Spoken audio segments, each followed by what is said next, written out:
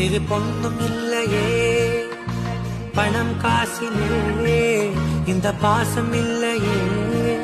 அன்பான மகள் வந்தார் அம்பானி நாளாகிறே இந்த இன்ப மகாராஜ பெற்ற புது ரோஜ எலிசபெத் ராணியின் பேத்தியே தாயே தாயே மகளனவள்